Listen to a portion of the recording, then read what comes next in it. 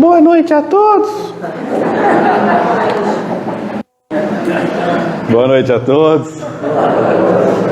Prazer de muita alegria, muita satisfação. A gente tem que começar assim, com alegria. Espiritismo é sério, é comprometedor, é esclarecedor, mas sobretudo é alegria. A gente não pode deixar o bom humor afastar da gente. Prazer muito grande estar aqui com vocês. Esse é o nosso segundo encontro. Estive aqui, estava olhando aqui nas minhas anotações, em 4 de agosto de 2019, saudosa época pré-pandêmica. Todos nós podíamos nos abraçar, né? Com muito mais proximidade, com muito mais alegria, com muito mais afeto. Acho que o passou, ainda tem aí algumas recomendações que nós estamos seguindo, mas se Deus quiser, tudo vai caminhar para o bem. Começo agradecendo a Mara pelo convite que me foi feito, outra época, outra oportunidade, quanto agora. Começo mandando um beijaço, um abraço para a dona Sônia, que tantos anos, salvo engano, por mais de 30 anos, né? Ela organizou esta reunião aqui aos domingos. E claro, não tem como não deixar de falar da patrona da casa, a dona Nina, esse baluarte do Espiritismo, como tantos outros, né? Ela pelo que fez, o que faz, e tantos irmãos que aqui estão dando continuidade ao trabalho dela, mas que ela começou lá atrás de forma visionária e fincou as estacas para que tudo isso hoje fosse possível. Evidentemente que ela deve estar conosco, desde que não é muito difícil, não existe algo mais importante fazer lá no mundo espiritual, um compromisso mais importante que esse, com certeza ela estará aqui conosco. Daqui só se leva o amor, e eu vou começar trazendo para vocês uma reportagem do programa fantástico da Rede Globo de televisão, que foi veiculada no dia 13 de março de 2022. Pode ser que algum de vocês tenha tido a oportunidade de assistir, se lembrar do caso.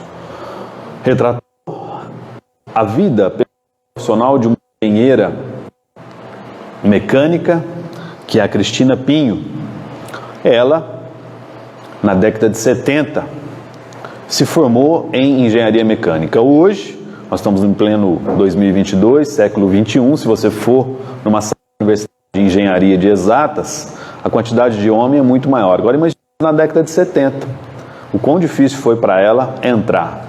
E ela fez Faculdade Federal do Rio de Janeiro, se formou como uma das primeiras alunas, teve uma vida acadêmica muito interessante, foi uma das primeiras da turma, saiu da faculdade, foi estagiar, surgiu a oportunidade de prestar o concurso da Petrobras, prestou, logrou êxito, foi aprovada dentro da Petrobras, começou a construir uma carreira sólida, respeitosa, através da sua competência e do seu estudo, a ponto de chegar a ser nomeada para chefiar uma plataforma de petróleo. Aquilo que fica isolado no mar, e uma plataforma de petróleo, todo mundo sabe, é algo muito grande, que em torno de 600 pessoas trabalham naquilo, e ela ficou responsável pela plataforma de petróleo. Veja o status profissional a qual ela chegou. E lá trabalhando, desempenhando da melhor forma possível, a vida profissional caminhando, tudo uma maravilha, uma beleza. No campo pessoal também, conseguiu casar-se, ter 3 filhos, tudo uma maravilha, tudo muito bom. Uma das filhas, inspirada na sua dedicação profissional, resolveu estudar nos Estados Unidos, se aperfeiçoar nos Estados Unidos. Foi embora para os Estados Unidos estudar lá. E a filha lá nos Estados Unidos, ela aqui, com o marido e com os outros 2 filhos, tudo correndo na maior tranquilidade, na maior alegria, no maior sorriso. Até que no domingo de manhã, a Cristina Pinho recebe um telefonema lá dos Estados Unidos, dizendo que a filha dela tinha sofrido um acidente, esse tinha sido fatal. A filha dela faleceu, desencarnou. Tudo que era maravilha, tudo que era alegria, tudo que era sonho, tudo que era satisfação, num momento, numa ligação, num estalar de Deus, se transformou num sofrimento, numa primeira época. E aí ela disse uma frase na reportagem, na matéria, que me chamou a atenção e que fez com que eu trouxesse para vocês esse caso. Ela disse o seguinte: eu tinha, até aquele telefonema, tudo sob controle. E nós, enquanto seres em evolução que somos, imaginamos, na maioria das vezes, que nós temos tudo sob o nosso controle. E aí surge um telefonema. E quando o telefone toca de madrugada, toca nos feriados, toca daquela pessoa que faz muito tempo que você não conhece, que você não tem contato, a maioria das vezes é uma notícia ruim. E aí você perde o seu chão, você perde o seu itinerário, você perde o seu roteiro, você perde o seu caminho e começa a se desesperar, achando que Deus persegue você, achando que Deus naquele momento cochilou na sua perfeição, porque nós dizemos que Deus é perfeito, que Deus não erra, mas como é que Deus permite que uma filha de uma mulher que trabalha, que se dedica à família, vai fazer um passeio de esqui lá nos Estados Unidos, se divertindo, aproveitando, venha colidir com uma pedra, com uma árvore e acaba morrendo? Aonde estaria Deus nesse momento? Perguntou aquela mãe com o coração em lágrimas. E assim perguntamos nós. Aonde está Deus quando nós nos deparamos com uma guerra entre a Ucrânia e a Rússia? Onde está Deus quando nós verificamos que aquele pessoal que vive numa região denominada Cracolândia, em São Paulo, não consegue sair dali e vivem como zumbis? Aonde está Deus quando a gente vê as reportagens dos nossos irmãos que moram no Nordeste, quando falta a chuva, falta água, não tem o que colocar no prato de comida? Deus está sempre onde esteve. E Deus permite que essas coisas aconteçam para que nós, que aqui estamos, modifiquemos essas coisas de acordo com aquele que Ele nos enviou para ensinar para nós da forma como deve ser feita, que é Jesus Cristo. E a terceira revelação, a doutrina espírita, motivo pelo qual todos nós estamos aqui, nos esclareceu ainda mais, dizendo para nós que você está tendo a oportunidade do berço, do túmulo, para fazer algo, e que depois do túmulo as coisas vão continuar acontecendo. Como será do outro lado, Carlos? Será bom ou ruim? Não sei. Vai depender daquilo que você fizer aqui. Se eu aqui, enquanto encarnado, tenho a oportunidade de aprender através do caráter pedagógico da dor, seja através de um desencarne precoce, de um ente querido, de um filho, de um marido, de uma esposa, de um irmão, de alguém que a gente gosta e a gente não se conforma com isso, se nós não soubemos aprender ainda o motivo pelo qual Deus permitiu que viesse um coronavírus, que nos desse a sensação de estarmos próximos, mas ao mesmo tempo estarmos distantes, pelo fato de não termos o afeto corporal, se eu não conseguir compreender que eu estou no estágio evolutivo da coisa, que Deus permite tudo isso, eu vou sofrer do outro lado, porque eu vou ter uma visão materialista da coisa, e vou ficar apegado somente agora. E aí quando a dor bater na porta, na visão materialista, eu vou sofrer demais. Vocês sabem quais são os 10 mandamentos do materialismo? Primeira regra: não sofrer sob qualquer circunstância. Segunda, terceira, quarta, quinta, sexta, até a 9ª regra, todas as outras, respeitar a primeira regra incondicionalmente. E a dor faz parte do nosso processo de depuração. Tanto que Emmanuel, no livro Material de Construção, disse: a dor é um convite da vida a fim de que aceitemos uma entrevista com Deus. Muitos procuram os templos religiosos, procuram as escrituras sagradas somente a partir do momento que chora, que sofre. Porque nós somos filhos mal criados. Nós queremos as coisas feitas ao nosso gosto. E nós achamos que nós começamos a caminhar num caminho e estamos acertando. E aí eu começo a aproveitar os gozos materiais, começo a me esbaldar com o poder, né? Eu vou falar poder em homenagem aos nossos irmãos nordestinos e nortistas que dizem poder em vez de poder, que dá para enfatizar mais. Quando eu tenho o poder na mão, quando eu tenho o poder da caneta, eu tenho o poder do dinheiro, eu trilho um caminho e acho que estou sendo feliz. E aí vem mais uma vez com outra frase magnífica que ele diz: mais vale você chorar sobre os aguilhões da resistência, sobre as algemas da resistência, do que você sorrir sobre os narcóticos da queda. A pessoa que só sorri, ela não está subindo, ela está caindo. Aí quando que ela vai se dar conta disso, cara? Quando ela chegar no fundo do poço. E aí pode ser um revés financeiro forte na sua vida, a ponto de você não ter o que comer mais. Aí pode ser o abandono do lar de uma pessoa que você gosta muito, seja uma esposa que você não sabe valorizar, que você não sabe entender, seja um marido que você não sabe compreender, seja um rebelde que vai embora, seja através de uma despedida do seu trabalho, né, uma demissão do seu trabalho. E todas essas experiências nós temos a oportunidade de crescer. Mas nós não podemos achar que aquela dor, aquele momento, aquela situação é algo permanente. Eduardo Ferri, na música Jornada, ele fala o seguinte: a jornada vale mais que o destino. E o sol sempre renasce chorando ou sorrindo. Por maior que a dor que você enfrenta neste momento, seja a mágoa que bate no seu coração neste momento, ela vai passar. Porque você não é a bolacha do pacote. Não fez o universo em virtude de você. Muitas coisas acontecem, deixam de acontecer, segundo o livre-arbítrio de cada um. Só que as leis naturais postas por Deus, essas sim perfeitas, elas vão cobrar um preço em razão da minha postura, em razão daquilo que eu faço. Eu já jornais, dos jornalistas, se eu ligo a televisão, aqueles programas policialescos, é só sangue, é só notícia ruim, é só morte, não é verdade? A gente sempre criticou os editores e os jornalistas. E aí, quando chega a rede social, no qual eu me torno o editor da minha página, no qual eu me torno o jornalista da minha página, ou seja, eu publico na rede social aquilo que eu quero.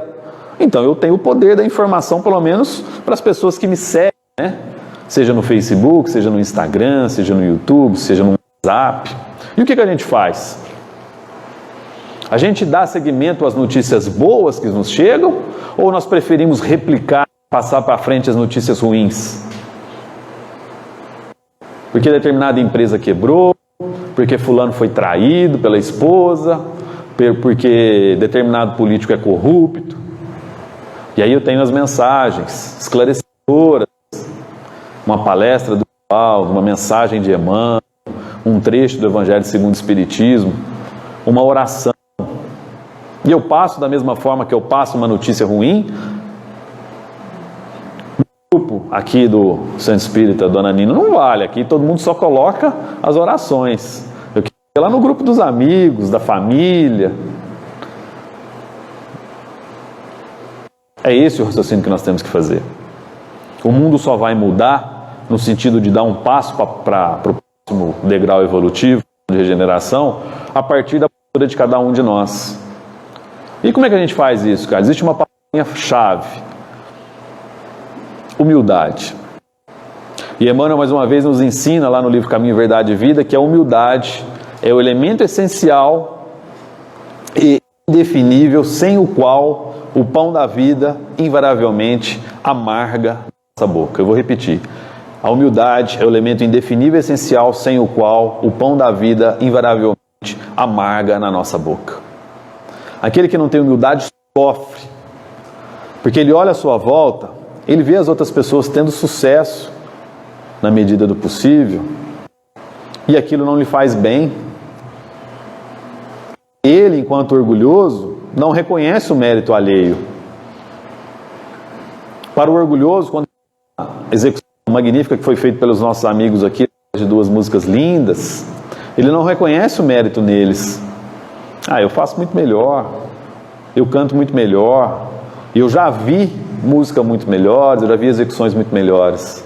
E nessa inconformismo de achar, de aceitar que o outro também faz coisas boas, que o outro também acerta, ele não se encontra em si e fica sofrendo com aquilo. E se esquece que depois da segunda vem a terça-feira, que depois vem a quarta-feira, que depois vem a quinta-feira, que depois vem a sexta-feira, etc. E o mundo continua rodando. O mundo continua girando. Mas ele não se conforma com isso. Allan Kardec, com a sabedoria que lhe é peculiar, perguntou, já lá, na segunda metade do século XIX, a espiritualidade, questão 895 do Livro dos Espíritos. Aliás, eu esqueci de falar, Mara falou aqui, pediu o Livro dos Espíritos. Eu lembrei que nós temos um programa na Rádio Idefran, todo sábado de manhã, o Livro dos Espíritos em destaque. Tá? Então, sábado de manhã começa às 9 horas com Mara Arias, com Revista Espírita Tesouro Esquecido. Depois, às 10, tem o Livro dos Espíritos em destaque. E às 11 horas tem o Evangelho no Ar. Todos os programas ao vivo. Você consegue acompanhar pelo YouTube, tá? E assistir, fica tudo gravado lá no YouTube. Então, se você tem alguma dúvida com a questão do Livro dos Espíritos, ontem nós fizemos a questão 348. Buscar lá e ver o comentário da gente, tá? Uma turminha mais ou menos, faço parte, mas dá pra gente passar o tempo, tá bom?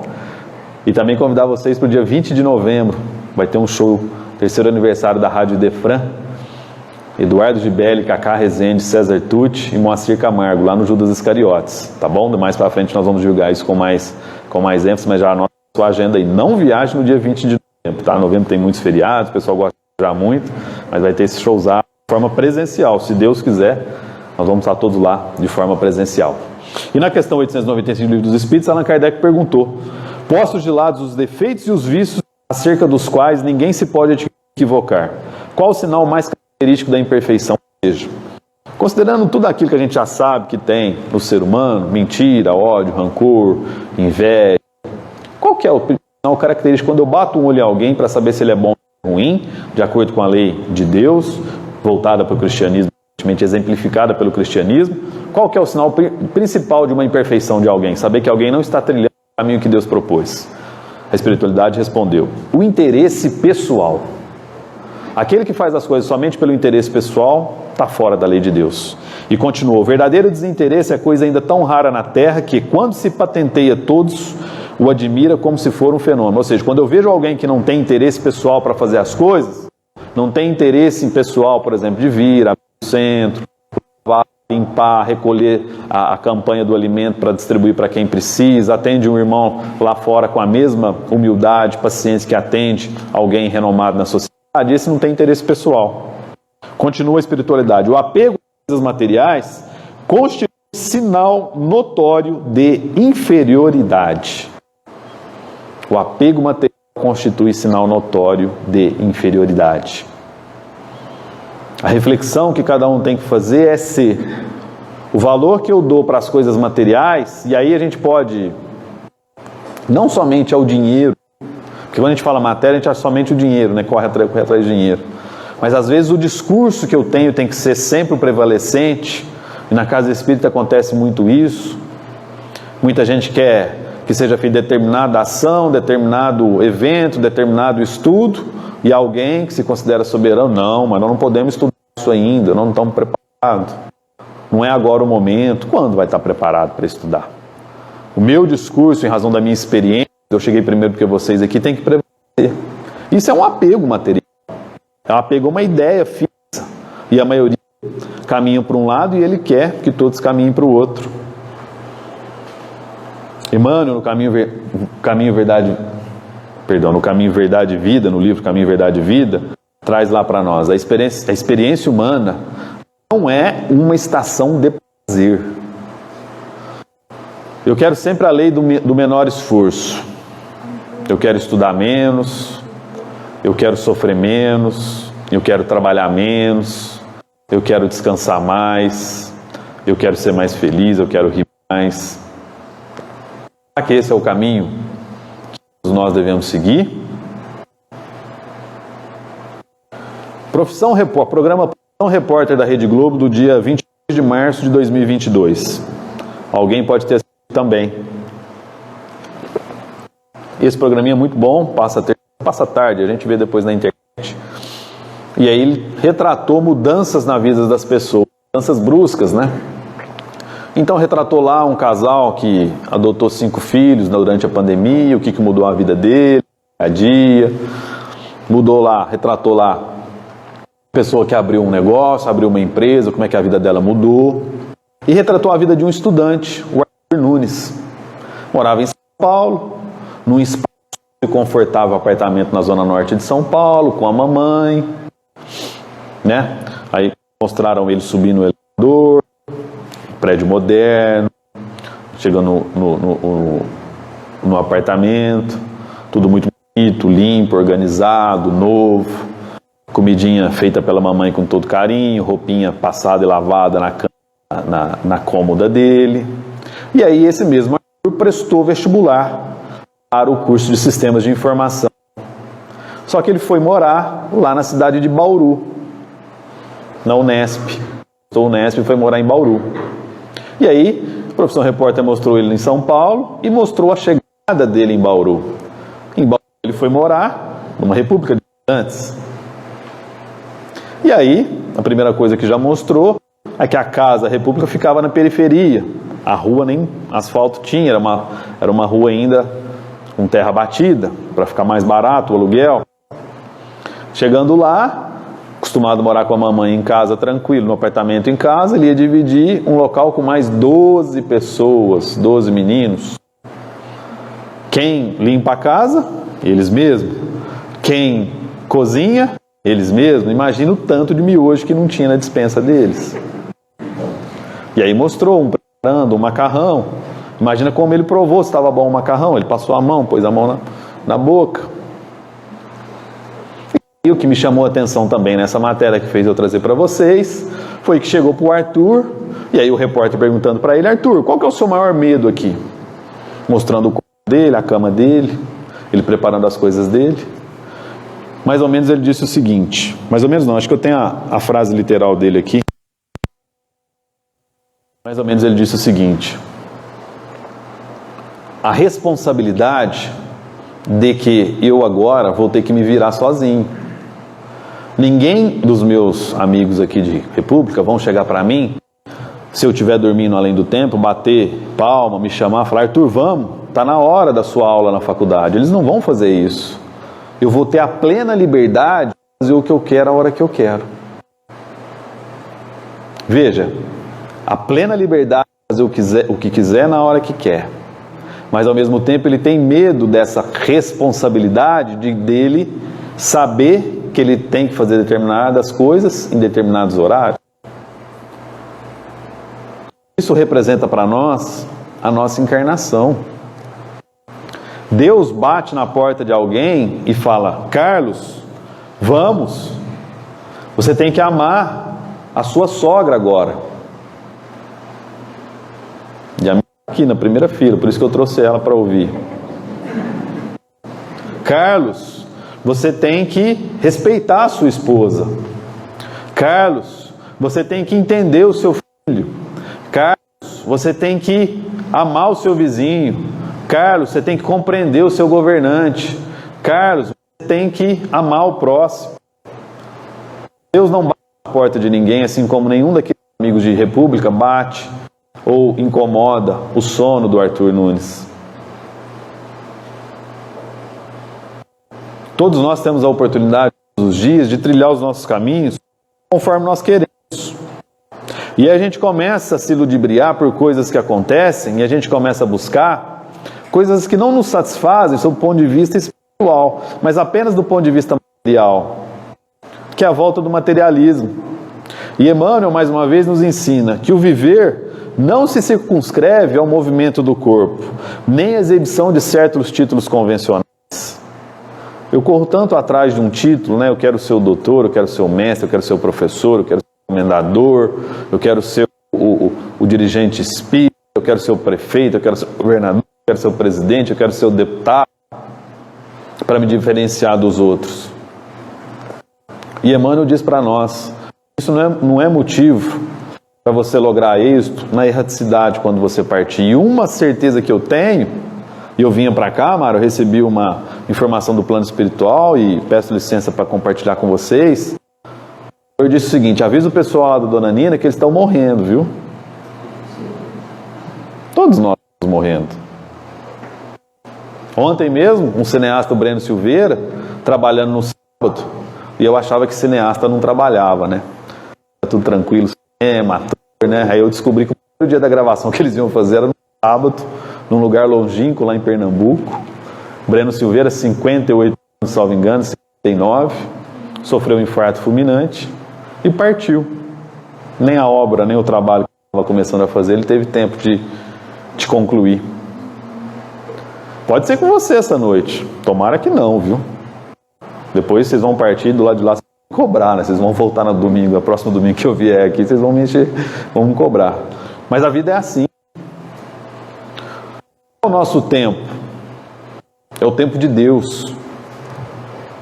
Por isso que todos os dias, quando nós abrimos os olhos, que nós acordamos pela manhã, que nós levantamos da cama, é mais uma oportunidade que Deus está nos dando. Para quê? Para a gente ser um pouquinho melhor. Para a gente fazer algo da melhor forma possível.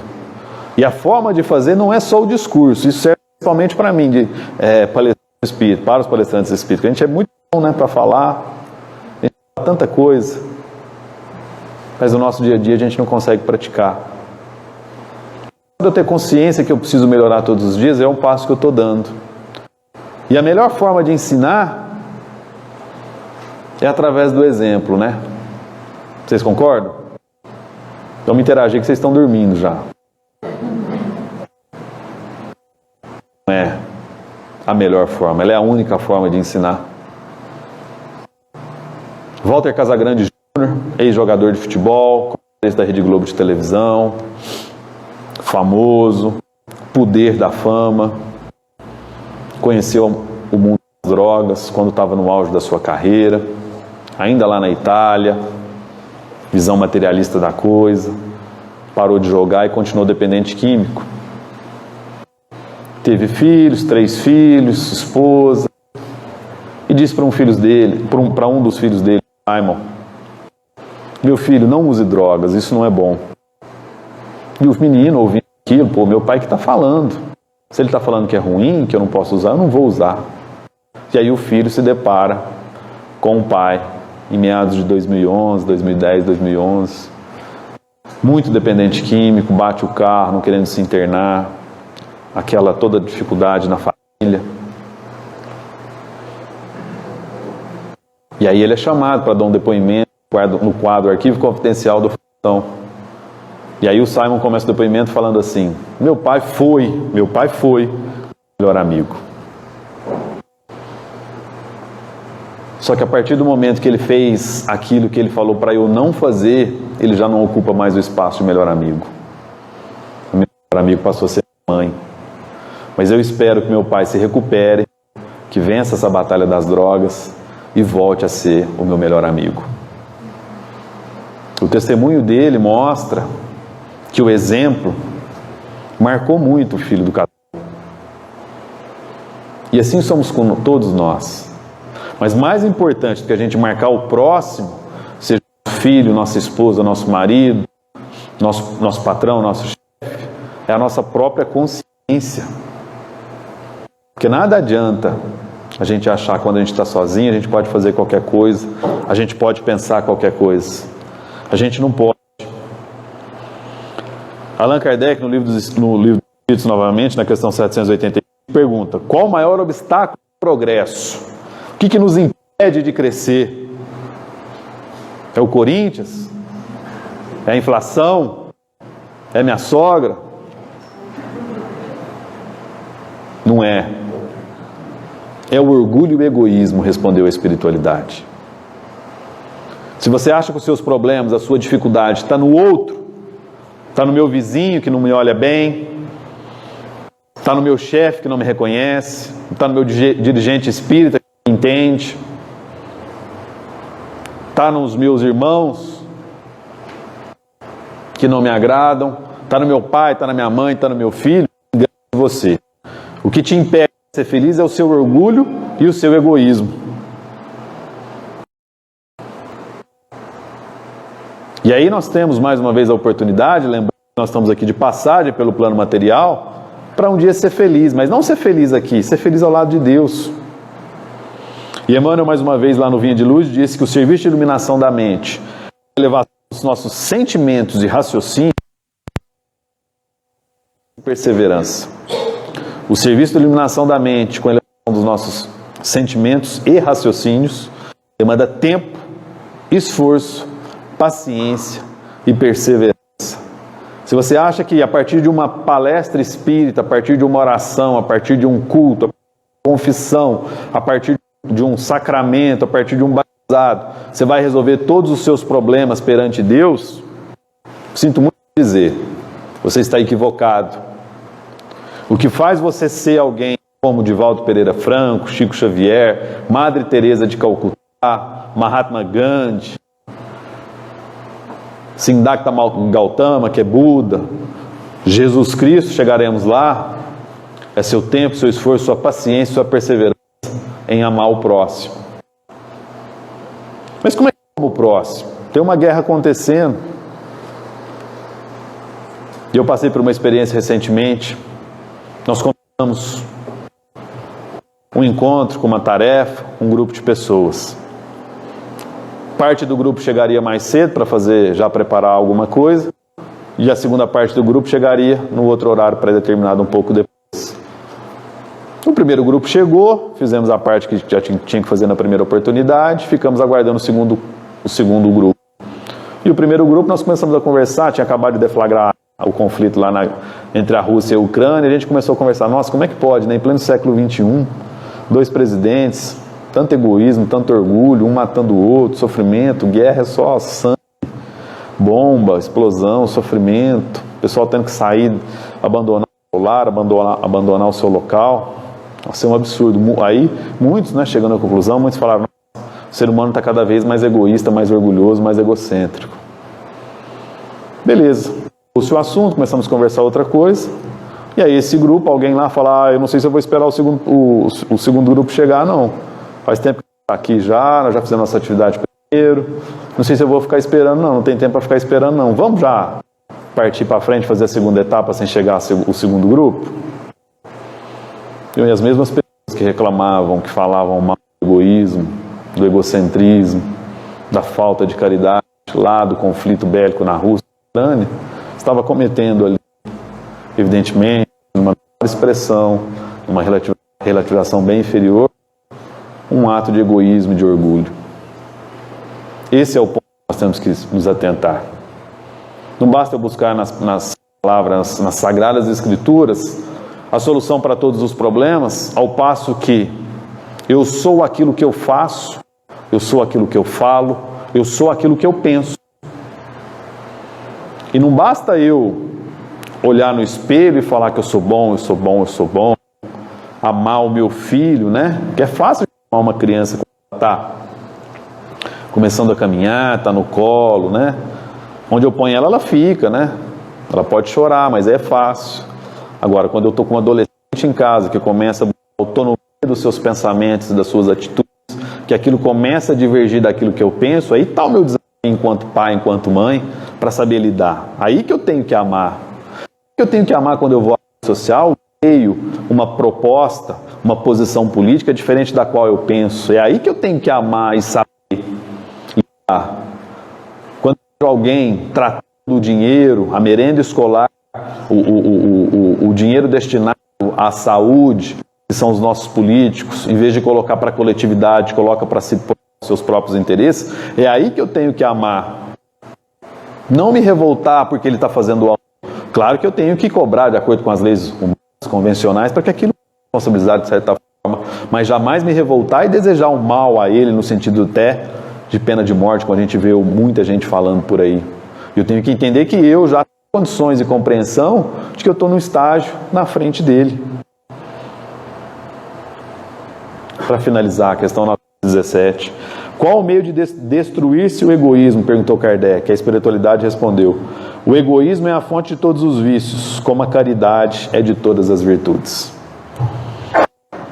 Se você for caridoso para aqueles que o rodeiam, você já está plantando uma sementinha para colher, seja no plano material, seja no plano espiritual. Algo de bom, não para o seu vizinho, para a sua esposa, para o seu filho, mas para si próprio. Porque todos nós temos a implicância e a preocupação de querer evoluir para o outro, né? Carlos, quem tinha que estar ouvindo essa palestra hoje era meu filho. Carlos, quem tinha que estar ouvindo essa palestra hoje era minha sogra. A minha tá aqui, ó, vou reforçar para vocês. Carlos, quem tinha que estar ouvindo essa palestra hoje era minha esposa, era meu marido, era meu chefe, era meu patrão. Não. Eles talvez não estejam no estágio que você está para você vir para um domingo à noite, com esse friozinho gostoso, assentar aqui e fazer uma reflexão acerca da sua própria vida. O dia que eles tiverem essa oportunidade, eles serão saudados da forma que lhes convier. E como é que a gente consegue viver em sociedade, próximo um do outro? Aí eu trago para vocês, eu acho que eu trouxe da outra vez, salvo engano, mas se trouxe não tem problema, que é o dilema do porco-espinho. Um texto do Arthur Schopenhauer, alemão, e ele nos ensinou que certa vez um grupo de porcos-espinhos no alto de uma montanha e começou uma nevasca forte. Neve, vento, frio. E o animal, racional que estava sofrendo com aquilo. Involuntariamente, um porco chegou perto do outro. E ele começou a perceber que quando mais próximo um porco-espinho chegava do outro, o frio diminuía, porque o calor dos corpos aumentava, eles conseguiam fazer uma coletividade. E ele chegava cada vez mais próximo, o frio diminuía, cada vez mais próximo, o frio diminuía, cada vez mais próximo, o frio diminuía, até que eles chegaram próximo um do outro, que o espinho de um começou a tocar o outro. Involuntariamente, eles se distanciaram. E ao se distanciar, o frio veio novamente tão forte, a nevasca veio tão forte. E aí tem o nome, o dilema. Próximo, o espinho de um machuca o outro. Distante, o efeito do frio, da neve, machuca um ou outro. Nós somos como os porcos-espinhos. Se ficarmos muito próximos, a gente pode machucar. Se a gente ficar muito distante, a gente também sente as consequências.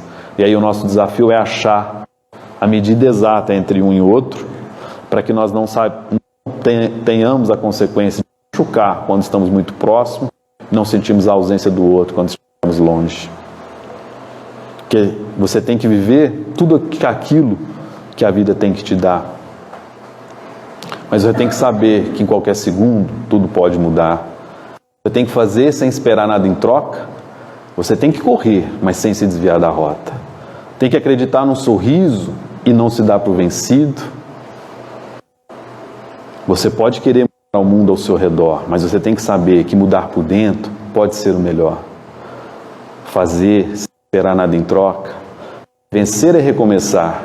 Quando o sol chegar, quando o céu se abrir, saiba que Jesus estará aqui.